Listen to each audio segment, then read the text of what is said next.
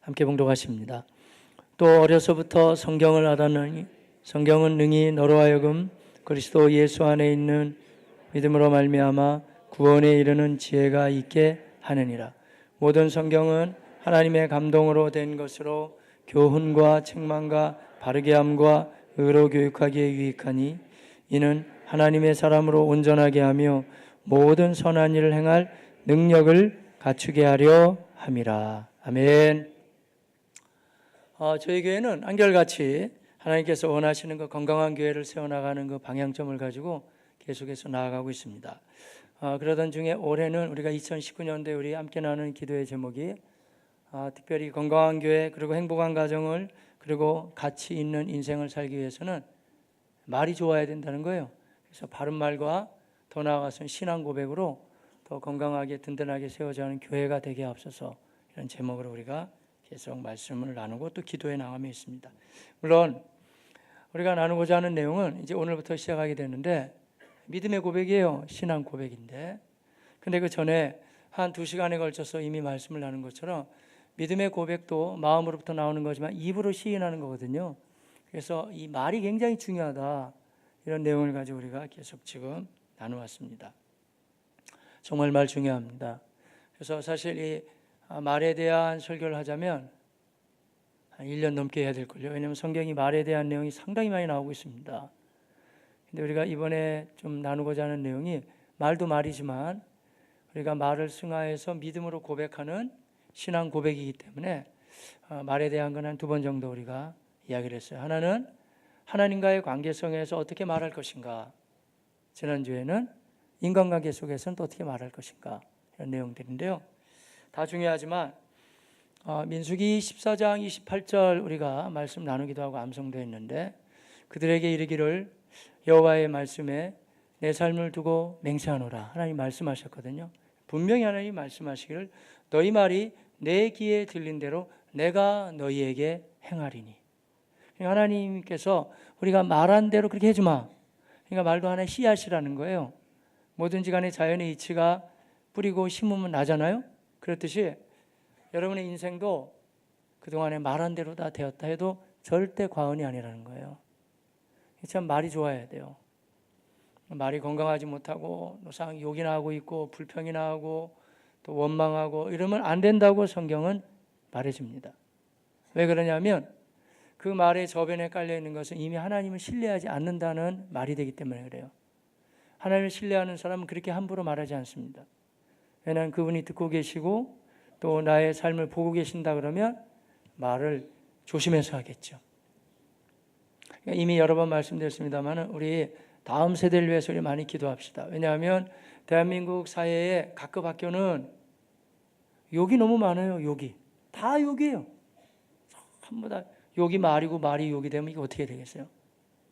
그럼 나라와 민족의 앞날이 어둡습니다, 여러분. 아이들이 성장 과정에서 욕부터 배우면서 성장하면 어떻게 되겠냐고요. 그런 식으로 배워가지고는 나중에 가정생활인들 제대로 하겠어요? 결혼 이후에도요? 욕만 배워가지고 나타났는데 절대 그래서는 안 되겠죠. 적어도 이 믿음의 공동체 교회 안에서라도 우리가 이 말을 선한 말을 바른 말을 좋은 말을 많이 해서 나를 세우고 남을 세우고 가정을 세워나가는 저나 여러분 다 되시기를 축복합니다. 이 말을 해야 돼요. 좋은 말을 해야 돼요. 죽고 싶다. 죽겠어. 너무 어려워 힘들어 죽을 것 같아. 왜 죽는다니 그렇게 많이 하는지 몰라. 다 죽는다고 또 미쳐요. 또 미치겠네. 더워서 미치겠네. 더워서 또 미치고 어떤 경우에는 좋은 것도 표현을 잘 못해요. 좋아 죽겠네. 좋았는데 죽으면 어떡해요? 좋은데 좋아서 미칠 것 같아요. 그러면 안 되는 거예요, 여러분. 이거 어떻게 표현하는지를 잘 못 배웠다 이거죠. 믿음의 울타리 안에서 배워야 되는데 그러니까 내 입 가지고 내 마음대로 하는데 그렇지 않아요. 하나님이 입을 선물로 혀를 선물로 주셨기 때문에 우리에게 선물로 주신 거예요. 함부로 해서는 안 돼요. 잘 사용하면 좋지만 잘못 사용하면 아주 비참합니다, 여러분. 칼과 같다고 할 수도 있겠죠. 예리한 칼을 잘 사용하면 죽어가는 환자도 명의의 손에 들려지게 되면 그 환자를 살려낼 수 있습니다. 종양을 도려내고 살릴 수 있죠. 그러나 그 좋은 칼을 가지고 남을 찔러대면 사람을 죽일 수도 있습니다. 말이란 그런 겁니다. 그래서 우리가 이 말을 정말 하나님의 사람들답게 그렇게 선하게 하시기를 바라겠습니다. 다 좋지만 특별히 이제 신앙 고백을 잘 하셔야 돼요. 왜냐하면 사람이 마음으로 믿어 의에 이르고 입으로 시인하여 구원에 이른다. 항상 마음과 입이거든요. 그래서 우리가 믿음 생활도 이 말을 어떻게 하느냐에 따라서 그 향방이 다 나눠진다 할 수가 있겠죠. 자, 이런 말을 많이 해야 되겠죠. 우리 하나님 감사해요. 하나님을 찬양합니다. 그리고 서로 간에 우리가 가족이나 이웃을 향해서 교우들을 향해서도 고맙습니다. 그리고 뵐 때마다 제가 힘이 생겨요. 얼마나 이 선하고 좋은 말이겠어요. 그렇게 나가야 되죠. 그리고 하나님을 향해서는 아주 명확한 신앙의 고백이 있어야 돼요. 사실은요, 신앙 고백 가운데 아주 좋은 방법이 전도하는 거예요. 전도를 많이 하면 이 말에 대한 훈련이 저절로 됩니다. 왜냐하면 여러분, 전도하는 사람 치고 인상 쓰면서 전도하면 전도가 돼요? 전도 안 돼요, 여러분. 그러니까 내가 저 한 영혼을 구원해내기 위해서도 밝은 표정을 지어야 되고 또 아무렇게나 말해가지고 그 사람이 내 말에 공감을 할까요? 그렇지 않잖아요. 예의 바르게 좋은 말을 자꾸 가려가면서 하죠. 그러나 결정적으로도 좋은 것은 내가 만난 예수 그리스도, 아까 우리 간증하신 분들 우리가 다 은혜 받았죠, 지금? 근데 제일 은혜 받은 사람이 누굴까요? 본인이에요. 왜냐하면 본인이 그 이야기를 내가 고백했기 때문에. 그래서 우리가 누군가한테 예수를 자랑하고 이렇게 한다는 것은 사실은 남을 살려내기도 하지만 사실은 자기 영혼이 살아나는 거예요. 하나님의 방법은 항상 선하십니다. 그리고 때때로는 인생이 다 헤아리지 못하지만 조금 깊이 묵상하면 다 알아들을 수 있습니다. 하나님이 힘이 부족하고 능력이 없어서 우리에게 온 천하에 다니며 만민에게 복음을 전파하라 하셨을까요? 우리 아니면 전도 안 되는 거예요? 그렇지 않아요. 저는 선교제도 있어보고 여러 현장에 있어봐서 잘 압니다. 우리 아니어도 하나님은 얼마든지 일할 수 있습니다, 여러분. 왜냐하면 그 사람은 꿈을 꾸고 나오는 사람도 있어요. 두려워가지고. 또 하나님이 하시면 되는 거죠. 뭐 우리가 가가오고 다니면서 문 두들기고 예수 좀 믿어보세요. 또 욕먹고 뭐 때로는 그 여러 가지 조롱당하고 핍박당하고 안 해도 된다니까요. 하나님 다 하시는 거예요. 근데 왜 우리한테 그걸 하라고 요구하실까요? 물론 그 일이 하나님 우리를 통해 일하시기도 하지만 그러나 그쪽만 구원해내는 게 아니에요. 우리 입장으로 보면 그렇게 살아갈 때의 삶이 같은 그리스도인의 삶이지만 굉장히 역동적이고 힘이 있고 하나님의 사람답게 살아갈 수 있습니다. 그러나 대부분의 그리스도인들은 주님이 원래 말씀하시는 그 방향대로 전도도 하고 누구한테 알려주고 이렇게 안 하고 자기만을 위해서 살거든요. 근데 하나님이 얼마나 좋으신지 자기만을 위해서 살아도 그 기도에 하나님은 응답해 주세요. 왜냐하면 하나님 그것만 간 거예요. 이거 주세요. 이거 해주세요. 또 주세요. 또 주세요. 또 주세요. 더 주세요. 또 더 없으신가요? 더 주시고. 계속해서 하나님은 너무 좋으셔가지고 그걸 주신다니까요. 그러나 이런 거 있습니다, 여러분. 하나님은 우리를 있는 모습 그대로 받으십니다. 하지만 한 가지 또 기억해야 됩니다. 하나님은 우리가 있는 모습 그대로 있기를 원하지 않으십니다. 장성한 분량에 세워가기를 하나님은 원하시고 계십니다. 그래서 더 많은 걸 가지고 우리가 그리스도인답게 아주 역동적으로 살아가기를 원하세요. 그 중에 하나, 우리가 다니는 교회를 자랑하십시오. 뭐 억지로 자랑은 못하겠죠. 그냥 좋은 것만 하면 돼요. 예수님에 대해서 자랑하십시오. 그것도 억지로는 어려워요. 그리고 제가 간혹 말씀드리지만 여러분이 체험했던 신비로운 체험, 그런 거는 전도에는 많이 도움이 안 됩니다. 무시무시한 간증들 있잖아요. 우리가 기도하다가 막 바람같이 임하고 불같이 임하고 막 여러 가지 할 되지만 그러나 우리가 얘기하는 건 그냥 내가 주님을 믿었던 이렇게 나에게 평안함을 주셨다. 이런 간증 좋지 않을까요? 내 생각은 굉장히 복잡했습니다. 그런데 제가 교회를 다니고 주님을 믿고 나서 보니까 나도 모르게 말이죠. 이 복잡한 생각이 그래 오늘 여기까지만 생각하고 내 잠을 자자. 어차피 내일 또 생각할 거니까. 그게 안 믿는 사람은 정리가 안 된다니까요, 여러분. 근데 믿는 사람은 정리가 됩니다. 여러분에게도 항상 생각의 정리됨이 더 많이 있으시기를 축복합니다. 그게 희한한 일이에요. 안 믿는 사람은 그래 밤새도록 그래 내가 고민해보자. 고민해도 안 돼요. 안 될 거는 자요 그냥. 왜냐면 어차피 주님이 해결해야 돼. 근데 그 정리가 간단한 것 같지만 그건 하나님의 사람들에게만 주시는 하나님의 특권이라는 거예요. 놀라운 거예요. 그런 거 간증하라니까요. 그래서 전에는 이걸 가지고 그냥 막 밤을 새 가지고 고민하고 다음 날도 잠이 안 와가지고 또 고민하고 했는데 지금은 교회 다니다 보니까 이상하게 생각하죠. 여전히 마음이 어렵죠. 그러나 내가 오늘 여기까지만 생각하고 잠을 자야 되겠다. 이거 아무나 되는 게 아니에요, 여러분. 그리스도인에게 주신 놀라운 특권을 누리고 또한 나누시기를 바라겠습니다. 자꾸 이야기를 하는 거예요. 우리 아까도 확신반 간증, 우리 집사님과 자매님 간증 들으니까 마치 우리가 같이 동화돼서 함께 하잖아요. 은혜 받잖아요. 그렇게 얘기하는 거예요, 그냥. 내가 만난 예수. 이렇다. 이분에게 좋은 분이다. 이렇게 좋은 말로 많이 우리 간증해 가시기를 바라겠습니다. 특별히 만들어내는 방법 아니에요. 사도행전의 교회가 성령 충만받고 능력도 있었지만 간증해요. 계속 간증. 예수 그리스도. 그러면 이런 분이다. 계속 얘기하죠. 자, 이렇듯이 우리가 이런 식으로 간증도 많이 해야 되겠어요.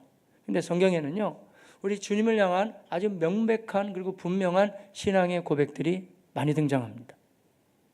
대표적인 예가 우리 예수님이 제자들을 데리고 빌립보 가이사랴 지역으로 가셨어요. 거기는 주로 사역하셨던 갈릴리 지역에서는 꽤 많이 떨어져 있는 지역이었습니다. 그때 그 한적한 지역에서 예수님이 물어봤습니다. 사람들이 나를 누구라고 하느냐? 제자들은 듣고 본 대로 여러 이야기를 많이 했습니다. 어떤 사람은 구약에 있었던 엘리야와 같다고 합니다. 예레미야 같다고 하기도 하고 세례 요한이 다시 살아났다고 하는 경우도 있더군요. 그때 주님이 물어봤습니다. 그래? 그럼 너희는 나 누구라고 하느냐? 중요한 질문입니다. 사람들은 그렇다고 치고 세상에서는 오늘날에도 예수에 대한 이야기가 아주 여러 가지 의견이 많이 있습니다. 그거 말고 지금 주님이 우리에게 또 물어보시겠죠. 그렇다면 너는 나를 누구라고 하느냐? 제가 물어봐도 될까요? 한번 여러분 속으로 한번 자문자답해 보세요. 예수가 누굽니까? 여러분에게. 주님 물어봤다는 거예요. 그런데 감사하게도 그때 베드로가 마태복음 16장 지금 15절 이하에 있는 말씀이요. 너희는 나를 누구라고 하냐? 16절에 주여, 주는 그리스도시요. 그리스도라는 말은 크리스토스, 엘라 말이고 히브리 말은 메시아흐. 다 한결같이 뭐냐면 누군가가 오셔가지고 우리를 구원해 주실 그분이 온다 그 말이에요. 그분, 당신이 바로 그분이십니다. 주는 그리스도시요. 살아계신 하나님의 아들이시니이다. 정확한 고백을 했어요.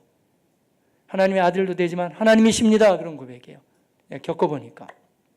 그래서 예수님이 바요나 시몬아 참 귀한 말을 했구나. 하나님 아버지가 너에게 그런 고백을 하게 하시는구나. 극찬을 해주셨어요. 그런데 이러한 분명한 신앙 고백은 여기서 끝나는 게 아니에요. 계속입니다.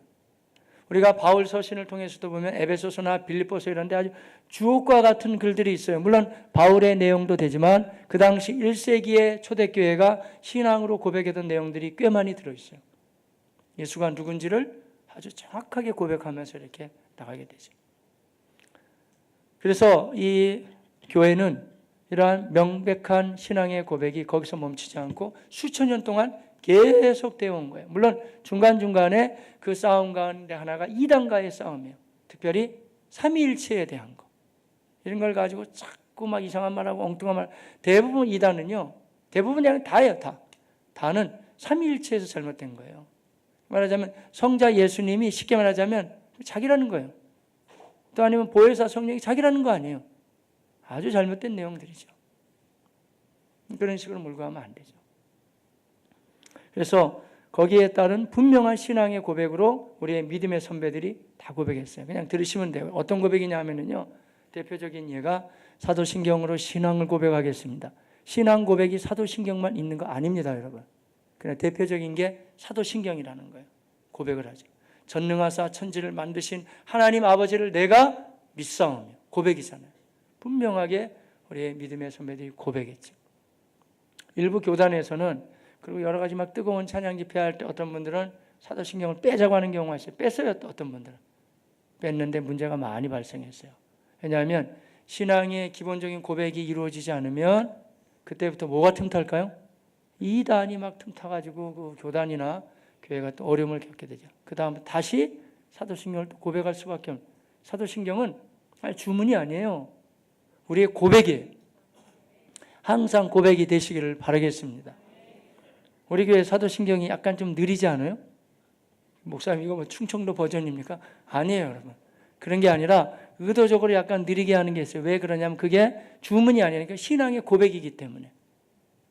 매번마다 정확하게 고백하시기를 바라겠습니다. 독생자 예수 그리스도를 믿사오니. 분명하잖아요, 고백이. 고백으로 이어지는. 그런데 사도신경만 있는 건 아니에요. 교회사적인 이야기에서 약간 딱딱하게 들리실 수 있습니다만은, 그러고 나서 뭐 삼위일체라든 이런 논쟁 가운데 니케아 신경이라는 게 또 있어요. 니케아. 그러니까 니케아 신앙 고백, 아다나이스 신조. 다 뭐냐면 다 잘못된 걸 배척하고 우리가 성경에 있는 바른 고백을 해야 된다는 거예요. 또 제1 스위스 신앙 고백, 제2 스위스 신앙 고백, 뭐 이런 얘기를 하자면 여기 뭐 신학교도 아니고 우리가 역사 신학 시간이 아니기 때문에 다 얘기하면 너무 마음 어려워지겠죠. 그러나 분명한 사실은 그런 고백의 계속 진행 사항으로 왔다는 거예요. 우리도 고백해야 돼. 내 나름대로의 신앙 고백도 있으시길 바랍니다. 그러면서 쭉 진행해 오다가 1917년 종교개혁 후에 이제 믿음의 사람들은 이 고백을 한번 더 멋지게 하나님 앞에 모아서 올려드려야 되겠다 하는 모임을 가지게 돼요. 대표적인 사람들이 청교도들입니다. 사실은 말이에요, 어떤 분은 이런 얘기 하더라고요. 뭐 천주교가 큰 집이고 우리 교회 개신교는 작은 집이고, 그것도 누가 얘기하냐면은 우리 개신교도들이 그런 얘기하는 거예요. 천주교는 큰 집이고 우린 작은 집이고. 그건 성당에서 하는 얘기예요, 여러분. 원래 그렇지 않아요. 해장국집도 원조가 있잖아요, 원조. 그럼 여러분 한번 따져볼까요? 진짜 원조가 어딘지. 그러면 예수님이 오셔서 복음을 증거할 때 한번 생각해 보시자고요. 저 카톨릭 문화 속에서 그런 종교적인 예식 가운데 하셨을 것 같아요? 아니면 그냥 평상시 옷을 입고 그냥 말씀을 나누면서 가르치신 게 더 맞으세요? 후자가 맞잖아요. 그러니까 지금 우리 개혁교회들이 가지고 있는 컬러가 원래 교회의 모습이었어요. 그런데 이제 교회도 헤게모니를 잡게 되니까 정치하고 결탁하게 되고, 또 사람 욕심이 생기다 보고, 또 여러 가지 막 잡다한 것이 들어오다 보니까 종교적인 양상을 띠게 됐죠. 이건 아니다 해가지고 다시 원점으로 돌아간 게 종교개혁이지, 큰 집에서 뛰쳐나온 게 종교개혁 아니에요, 여러분. 원래 교회가 오직 말씀을 붙잡고 하나님과의 관계성 속으로 갔기 때문에, 조금만 생각하면 잡을 수 있으니까요. 개념은 한번 생각해 보세요, 여러분. 어떤 종교가 됐든지 간에 형식이나 틀보다는 진실함을 더 강조하는 게 기독교 말고 뭐가 있어요, 여러분? 없어요. 다른 종교들은 다 형식과 틀을 굉장히 강조하잖아요. 그러나 우리 예수님이 오셔서 이 모든 것을 다 새롭게 하시고 또 온전하게 하시면서 그분이 십자가 지시고 부활하신 가운데 하나님과 우리와의 관계를 막바로 연결해 주셨습니다. 그러면 교회는 질서도 뭐 아니면은 이런 거 다 소용없는 그런 얘기가 아니에요, 여러분. 그거보다 더 중요한 본질이 하나님 보좌 앞으로 우리에게 나아갈 수 있는 길을 우리 예수님 열어주셨습니다. 누구든지 그분을 부를 수 있고 그분의 유로와 인도함을 받죠. 그래서 정작 중요한 것은 이제는 형식이나 틀보다 더 필요하고 중요한 것이 말이에요. 말로 고백하는 거예요. 신앙 고백을 어떻게 하느냐. 사도신경으로 그동안 많이 배우셨죠. 그러면서 이제 계속 그러한 흐름이 있다가 청교도들이 중심이 돼가지고 이제 일어나게 되는데, 역사를 우리가 많이 모른다 그래도 이분 정도는 알 수가 있죠. 크로멜 장군이라고 우리 많이 들어봤잖아요. 청교도 혁명이 일어날 때 그때 많은 어려움이 있었어요. 막 핍박을 해오고 그러니까. 그래가지고 이 크로멜 장군이 영국을 잠시 이제 청교도 정부가 장악할 때가 있어요. 오래 가지 못했어요. 그때 1643년이었는데 무슨 작업을 하냐면 우리가 가지고 있는 믿음의 고백을 하나님 앞에 온전히 올려드리자 해가지고, 정확히 따지자면 1643년 7월 1일부터 해가지고 1649년 2월 2일까지 무려 5년 6개월 동안 거기에 장로교인을 중심으로 한 모든 목회자들과 이런 사람들 151명 가까이 다 모여요.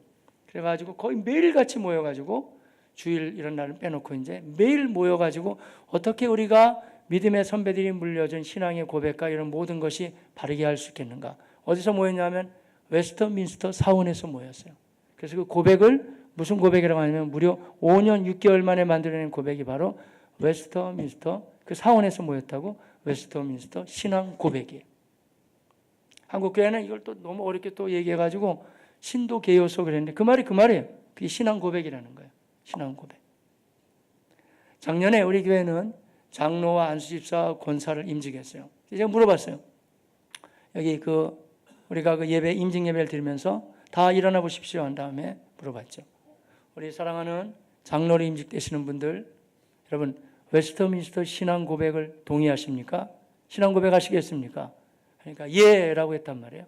권사님들 웨스터민스터 신앙 고백 동의하시나요? 예. 안수 집사님들 마찬가지입니까? 예, 다 했어요. 그래서 제가 한번 물어봤어요. 웨스트민스터 신앙고백이 뭡니까 그러면? 그냥 뭐 다 좋은 거 아닌가요? 좋은 거죠 물론. 근데 적어도 우리가 그 내용은 어느 정도는 알아야 된다. 뭘 고백하냐. 그리고 장로교회가 알게 모르게 여러분들이 그동안에 많은 말씀을 듣잖아요. 저같이 부족한 종이 또 말씀을 섬기고 있고. 그런데 알게 모르게 그 틀 안에서 말씀이 계속 전해진다는 거예요. 알아야 되겠죠. 그래서 이 시간에는 제가 몇 번에 걸쳐서 우리 웨스트민스터 신앙 고백을 나눠야 되는데 문제는 뭐냐면 시간은 제한되고 다뤄야 될 내용은 너무 많기 때문에 현실적으로 교리 공부를 따로 하기 전에 설교 시간에 나눈다는 건 거의 어렵다는 거예요. 분량이 너무 많아요. 왜냐하면 이 챕터만 따져도 장으로만 해도 33장이 되기 때문에 그 안에 있는 내용이 또 많거든요. 그래서 이걸 만들어내고 나서 내용은 맞고 올바랐지만 너무 어렵기 때문에 이걸 문답식으로 그야말로 카테키즘으로 했어요. 그러니까 물어보고 답하고 물어보고 답하고. 그게 뭐냐면 들어보셨을 거예요. 어른을 상대한 것은 대요리. 이렇게 요리하는 게 아니에요. 도마에 놓고 요리하는 게 아니고 교리가 요약된 거라서 어른은 대요리고 아이들을 대상으로 해서 한 요리가 또 있어요. 무슨 요리일까요? 어떻게 잘하세요 이렇게? 예. 아이들은 소요리라고 했어요. 그래서 사실은 우리에게 익숙한 것은 소요리 문답서라는 얘기를 많이 들어봤잖아요. 소요리 문답을 가지고 말씀을 나눌 수도 있어요. 근데 그 문항만 해도 벌써 107문항이에요.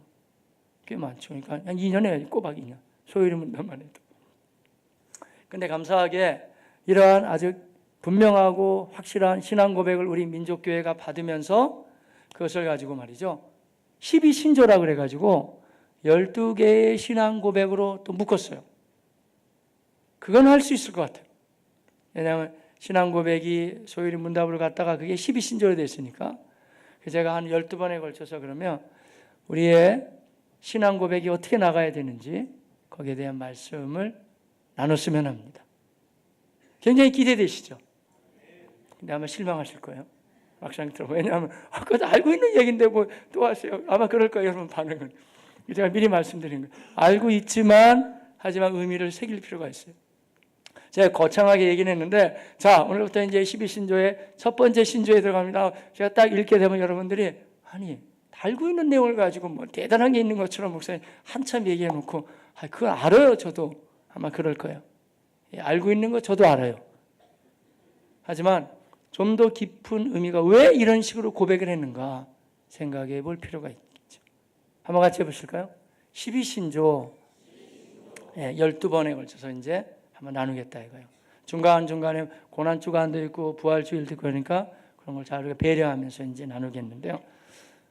내용은 그렇게 복잡하거나 어렵지 않아요. 하지만 우리 마음속에 다시 한번 분명히 새겨야 될 필요가 있기 때문에 그렇게 믿음의 사람들이 그걸 붙잡고 나갔다는 거예요. 너무 아쉬워요. 제가 이 주보 뒷면에다가 오늘 그 내용을 12신조 가운데 첫 번째 신조를 여기다 기재해 드리려고 그랬는데 웬 광고가 이렇게 많아요. 그래가지고 여기 쓸 난이 없더라고요. 그래서 천상 여러분이 들으셔야 돼요. 제가 첫 번째 신조가 뭔가 들으시면 됩니다. 한번 잘 들어보세요. 귀를 기울여서 한번 들어봅시다. 신구약 성경은 하나님의 말씀이니 신앙과 본분에 대하여 정확무한 유일의 법칙입니다. 아멘도 잘 안 하시잖아요. 왜냐하면 목사님 알고 있어요. 저 신구약 성경 있고 하나님 말씀이라는 거 알고 있고 또 신앙생활 할 때 말씀 없이는 어떻게 합니까? 뻔한 걸 가지고 아니면 뭐 대단한 게 있는 줄 알았네. 웨스트민스터 뭐 한참 얘기하다가 결국에 한다는 얘기가 신구약 성경을 믿으십시오 이 얘기거든요. 별거 아닌 것 같죠? 대단히 중요합니다. 제가 한번 풀어볼게요. 신구약 성경은 하나님의 말씀입니다. 여러분 신약과 구약이 모두 다 하나님의 말씀을 믿습니까? 우린 믿잖아요. 근데 다 그렇지 않아요. 구약만 믿는 사람들이 있어요. 우리는 분명히 신구약 성경을 믿는다고 그랬잖아요. 근데 구약만 믿는 사람이 이때니까 많다니까요. 유대교 사람들, 유대인들은 신약을 인정 안 해요. 구약만 보지. 또 누가 있을까요? 세계에 많은 문제를 일으키는 이슬람 사람들이 구약하고 똑같지는 않지만 거의 내용이 유사합니다. 구약만 인정합니다. 근데 우리는 그렇지 않다니까요. 이 고백이 아는 것 같지만 모르는 부분이 많이 있어요. 우리의 믿음은 저는 신약과 구약의 모든 성경이 하나님의 말씀인 것을 믿습니다. 이 고백이라는 거예요. 신앙생활 하다 보면 여러분도 그런 체험들 많이 하셨나요? 저도 제가 확신만 할 때 그런 말씀 많이 드렸습니다만 제가 일반 대학을 나와서 신학교를 들어갔어요.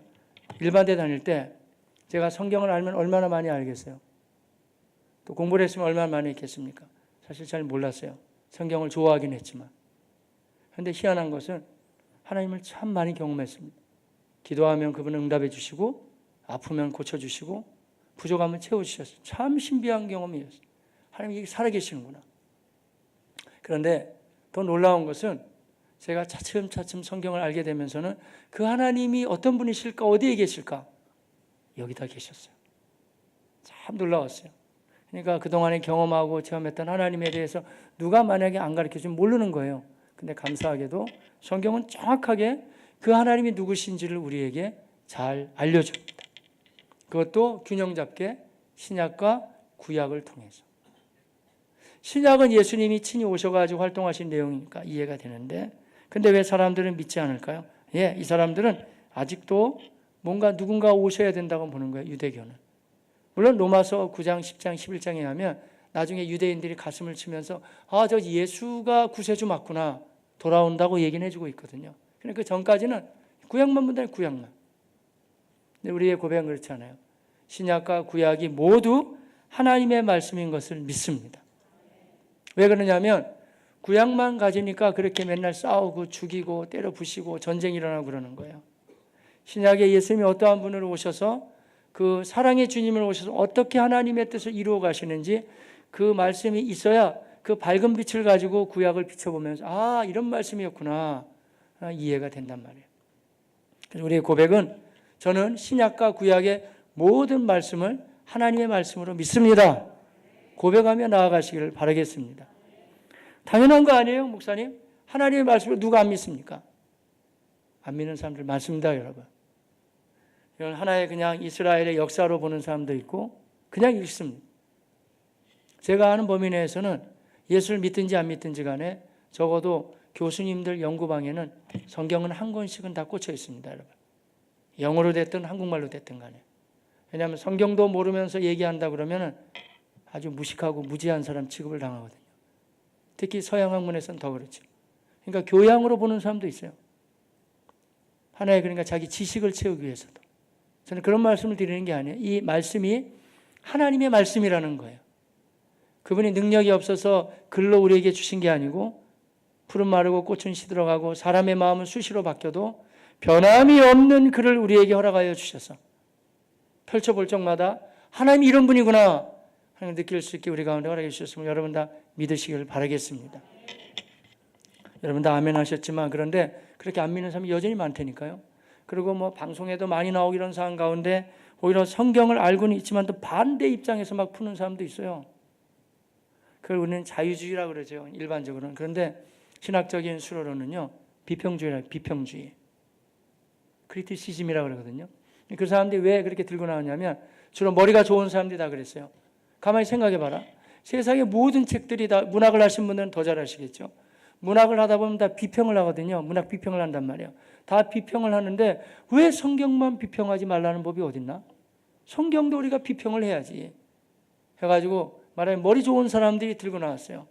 특히 분석적인 독일이라든지 그런 관념론이 발전한 그런 나라에서 많이 나왔죠. 그래가지고 너무 안타깝게 성경을 믿으라고 하셨는데 성경을 찢습니다. 그 다음부터.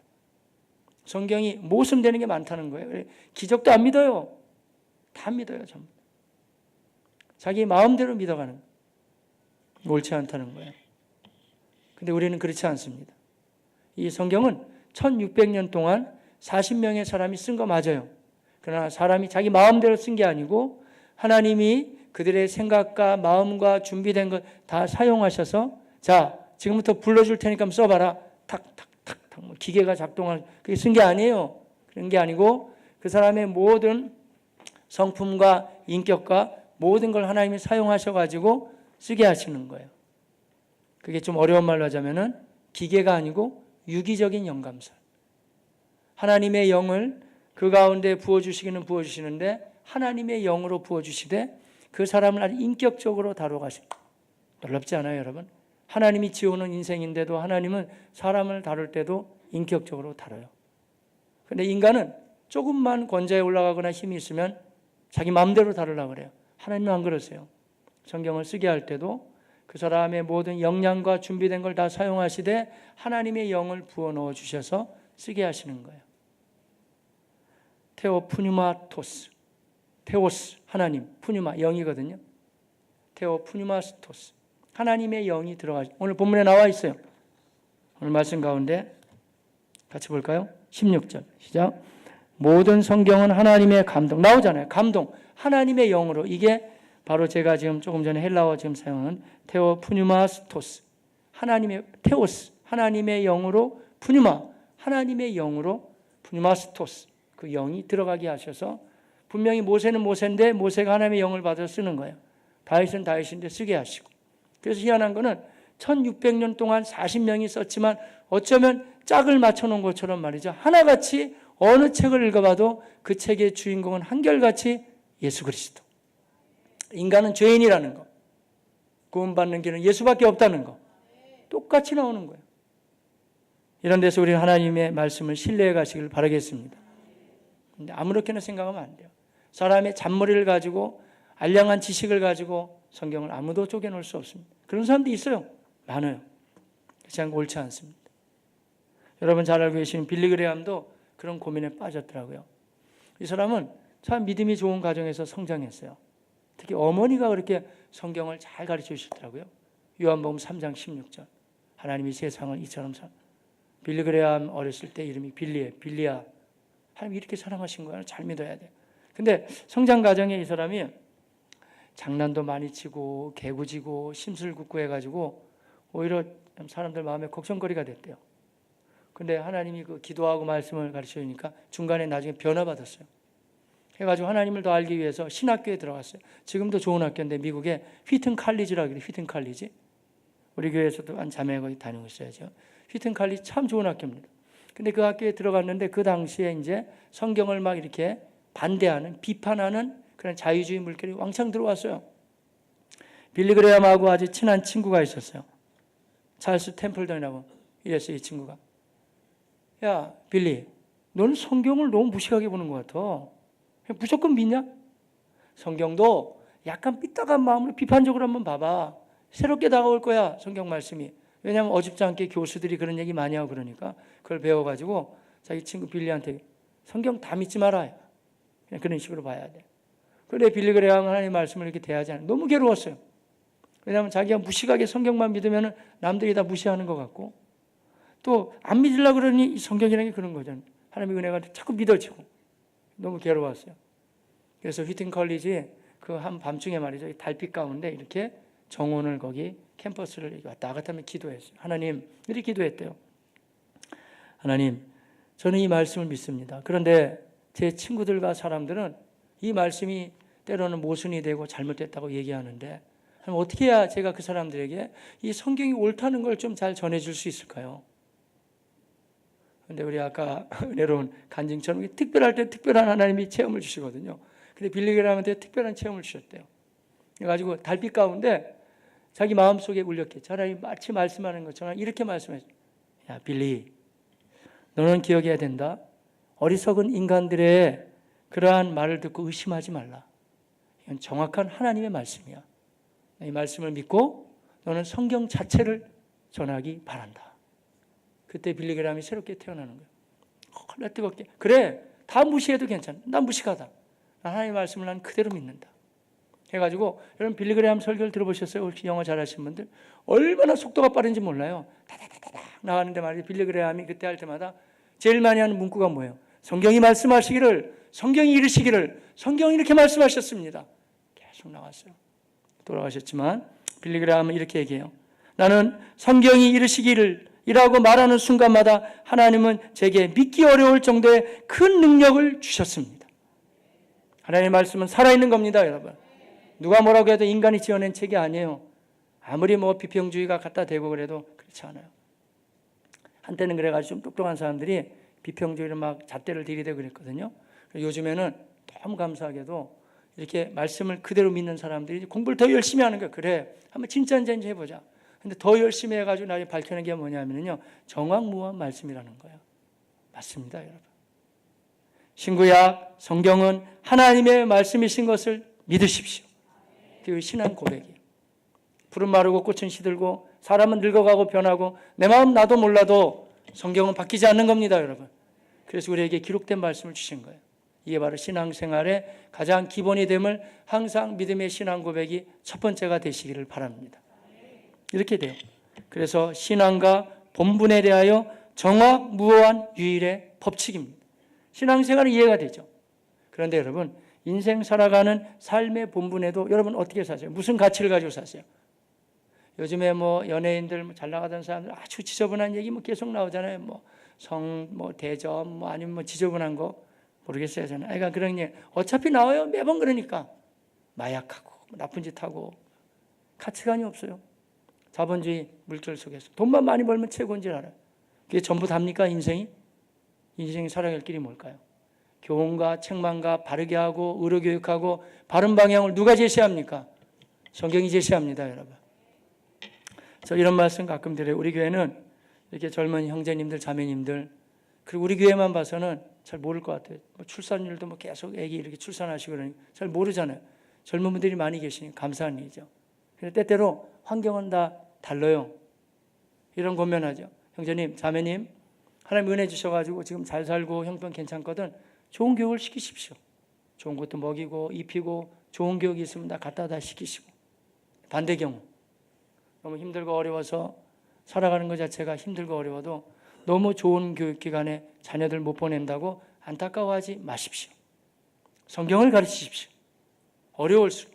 왜냐하면 사람이 사람답게 바르게 살아갈 수 있는 교훈과 책망과 바르게 함과 의로 교육하기가 다 들어있습니다. 그래서 이 말씀을 대할수록 사람의 본분을 알게 되는 거예요. 어떤 방향으로 살아야 될지.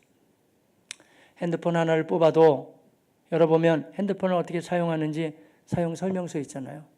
매뉴얼이에요, 매뉴얼. 여러분 인생 매뉴얼이 뭡니까? 여러분에게는. 저는 성경입니다. 똑같습니다.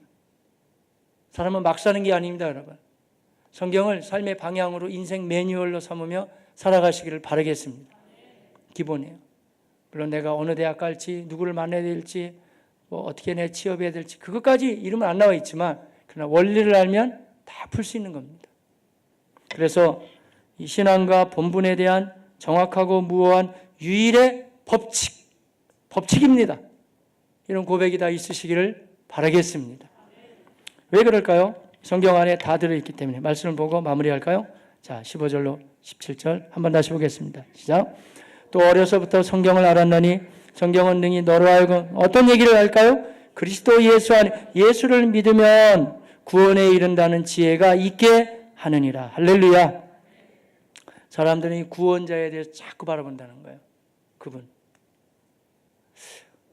우리 아들은 근데 그 어른들도 다 좋아한다고 저한테 계속 권하더라고요. 히어로 있잖아요. 히어로. 뭐 아이언맨 나오고 뭐 이러는 거 있잖아요. 근데 그런 게 어른들도 막 너무 좋아하는데 이번에 뭐 아주 정말 뭐 좋은 영화가 나온다고 그건 꼭 봐야 될 필수 영화라고 계속 그러는데 그래서 제가 나는 그거 잘 모르지만 왜 사람들이 히어로를 그렇게 동경할까? 왜 그럴까요, 여러분? 사람 마음에는요. 어린아이가 됐든 어린이 됐든 누가 됐든 간에 히어로에 대한 동경이 있어요. 나 말고 누군가가 나를 이 어두운 세상에 좀 이게 껑충 건져줄 분이 계시지 않는가. 만드는 거예요. 그래서 배트맨도 만들고 슈퍼맨도 만들고 또 그게 약하다 싶으면 아이언맨 또 만들고 요새 뭐 또 하나 나왔다 그러던데 아이가 뭐 캡틴 아메리카 뭐 이런 거 계속 나오잖아요, 여러분. 왜 그럴까요? 거기에 대한 동경이에요. 누가 없을까? 근데 감사하게 성경을 딱 펼쳐들면 있다는 거예요. 그분이 바로 우리 예수님이십니다. 그 안에는 구원의 길이 있다는 거예요. 자, 16절, 17절 시작. 모든 성경은 하나님의 감동으로 된 것으로 교훈과 책망과 바르게 함과 의로 교육하기 유익하니 이는 하나님의 사람으로 온전하게 하며 모든 선한 일을 행할 능력을 갖추게 하려 함이라. 아멘. 자, 저는 마지막으로 다시 한번 우리 12신조에서 첫 번째 고백을 읽어드리고 기도하고자 합니다. 우리가 항상 가지고 다니는 성경을 그렇게 쉽게 생각하지 마십시오. 이 안에 놀라운 진리가 다 있습니다. 그리고 믿음의 신앙의 가장 기본이자 전부가 되시기를 바랍니다. 신구약 성경은 하나님의 말씀이니 신앙과 본분에 대하여 정확무한 유일의 법칙이 됨을 믿습니다. 기도하겠습니다.